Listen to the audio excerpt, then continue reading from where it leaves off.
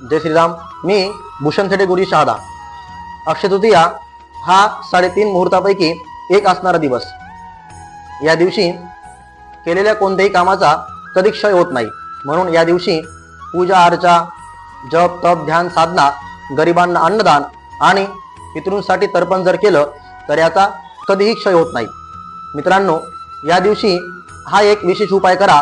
याच्याने आपल्या घरातील लक्ष्मी कायम राहील आणि पितृदोषही कमी होईल. या दिवशी सकाळी लवकर उठून स्नान करून आपल्या देवघरासमोर बसून एक त्रिकोणी आकाराचा लाल कपडा घ्यावा.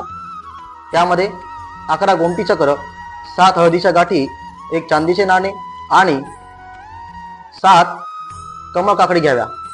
त्याची हळदी कुंकुमाने पूजा करावी आणि शुद्ध तुपाचा दिवा लावून त्यासमोर बसून ओम श्रीम ह्रीम क्लीम श्रीम सिद्धलक्ष्मी नमः या मंत्राचा अत्यंत श्रद्धेने 108 वेळेस जप करावा.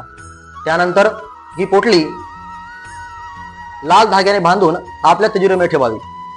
याच्याने आपल्या घरामध्ये लक्ष्मी स्थिर राहील. यानंतर पितृदोष कमी करण्यासाठी पिंपळाला पाणी, काळे तीळ आणि गूळ अर्पण करावं.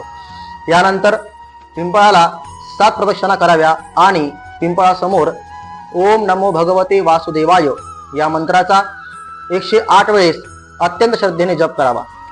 याच्याने आपल्या घरातील पितृदोष कमी होईल. या दिवशी अन्नदान आणि गोशाळेला चारा नक्की दान करा.